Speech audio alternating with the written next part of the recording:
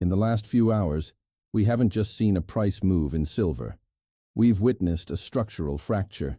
For years, we've talked about the day when the paper market in the West would finally lose its grip on the physical market in the East. Well, look around, because that day might officially be here. While most people were sleeping, silver didn't just climb. It snapped through resistance levels that felt like concrete walls only a few months ago. But the real story isn't just the green candle on your screen. The real story is happening in the physical vaults of Asia. Right now, the Shanghai physical market is paying a premium so massive it is making Western paper traders look like they're reliving in a fantasy world. We are seeing a decoupling in real time. Think about the tension there. On one side of the planet, people are bidding for actual physical bars of metal and paying a record markup just to secure them. On the other side, the COMEX and London markets are still trying to pretend that silver is just another digital ticker symbol they can suppress with a few clicks.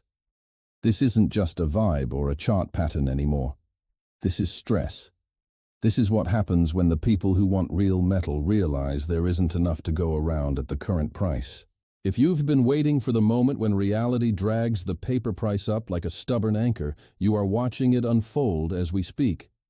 In this video, we're going to break down why this specific breakout is different, why the mining stocks are acting like a coiled spring, and the one hidden threat to your silver that might be sitting right inside your own house. But before we dive into the data, I have a quick request. There are a lot of copycat channels out there stealing content and diluting this message. If you value the truth and the work I put into these updates, hit that subscribe button right now. Comment OG John AG below, so I know who the real community members are. Also, for instant updates that I can't always get to YouTube in time, join our private WhatsApp channel. The link is in the description. The $90 reality and the psychological trap word. Count goal, 375 words. Focus, $30 to $90 move, avoiding emotional decisions, and the whale perspective. Script starts. Let us take a second to breathe and look at the numbers because our brains aren't naturally wired to handle moves this fast. A year ago, silver was struggling to stay above $25. Today, we are hovering around the $90 area. That is a vertical move that changes lives, but it also triggers the kind of big emotions that make smart investors do very dumb things. Here is the most important sentence in this video. Do not let your emotions steer the ship today. I'm not your financial advisor, but I've seen this movie before. The fastest way to ruin a winning position is to get high on green candles or to panic sell the moment you see a 5% red dip. Volatility is the price of admission for the silver market. It's not a gentle ride. It's a rocket ship with massive turbulence. I want to ask you a question, and I want you to be honest in the comments. Do you think silver pauses at $100 for a breather? Or does it blast straight through and leave the world in shock? Your answers help the whole community understand where the crowd sentiment is. The mystery here is why most of the world is still asleep.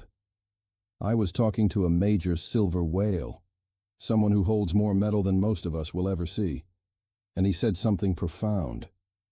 He said, silver can move violently, and yet 99% of the population will still have no clue why their world is changing. Think about that. You can walk into a room of 100 people, and maybe only one understands that hard assets are the only lifeboat left when the debt bubble finally pops. We are watching a physical decoupling where the paper promises are starting to look incredibly fragile. When the daily paper trading volume rivals an entire year of global mining Now let's output, talk about the part that confuses a lot of lie, people. and that The lie mining is starting to stocks. break. If silver is near $90, why aren't all the miners already at all-time highs? To understand this, you have to understand the magic of leverage. Imagine a miner spends $20 to get an ounce of silver out of the ground. When silver is $30, they make $10 profit. But when silver hits $60, their costs stay roughly the same. But their profit jumps to $40. The price of silver doubled, but the company's profit quadrupled. The miners are currently lagging because big institutional money moves slowly. They wait for confirmation in the earnings reports. But once those cash flow numbers hit the headlines, the rotation into mining equities will be like trying to fit an ocean through a garden hose. We are already seeing signals of stress in the system elsewhere, like the US Mint recently pausing sales of certain products to evaluate pricing. That ES code for "the price is moving so fast we don't know what to charge anymore." And then there's gold. Gold is the foundation of this entire building. Recent thought experiments from major firms suggest that if gold were used to back the current global money supply, we'd be looking at tens of thousands of dollars per ounce. Silver follows gold, but it moves faster and harder because the market is much smaller. This brings us to the gold-to-silver ratio. If that ratio compresses, silver won't just run, it will go parabolic. For those of you holding physical metal, you need to be strategic. Is your stack a hedge, a family legacy, or a trade? You need to decide now, because when the retail FOMO crowd finally arrives, the shops will have out-of-stock signs on the windows, and the availability will vanish. We are moving from a world of pricing to a world of rationing. As we wrap this up, we have to look at the macro forces that don't care about our opinions.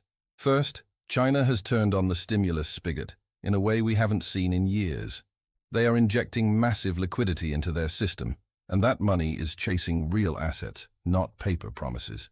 Second, the geopolitical landscape is shifting. We are moving into a world where resources are strategic weapons. Countries no longer want to hold someone else's debt. They want to hold gold and silver in their own vaults. But let's get personal for a second. I told you about the threat inside your home. There's a joke in the stacking community. When silver was $20, your spouse thought you were crazy. When it hit $50, it became our stack. Now that it's $90, it's my stack. Joking aside, your biggest challenge is not the banks or the hedge funds. It is managing your own behavior and having a clear plan with your family before the numbers on the screen get even more life-changing. We are in a secular repricing. This isn't a seasonal trend. It's a structural shift caused by decades of currency debasement and record-breaking global debt. The market will test you. It will spike to make you euphoric and dip to make you doubt. But the thesis remains the same. Hard assets are the only assets that aren't someone else's liability. If you've found success in this journey, or even just a lesson in discipline, share it in the comments. Your story might be the one thing that keeps another stacker from making a massive mistake today. And if you haven't yet, subscribe and join the membership for our deep dive analysis.